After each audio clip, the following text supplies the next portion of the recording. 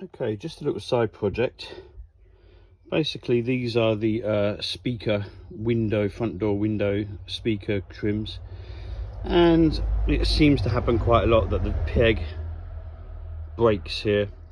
So what I've done is I've actually got hold of the metal peg bit, and I've used some hot glue, you know, from the glue gun, this little cheap contraption here, and glued that back on. I don't know if it's going to work, but I think it's worth giving it a go. Done it to both sides because both sides were hanging off. It's a cheap fix because people want to charge quite a bit of money for replacements of these, and even then a lot of them that were up for sale had the pegs missing. So just let that harden, and then I'm going to try it in the car. Fingers crossed it works. Lo and behold, it worked.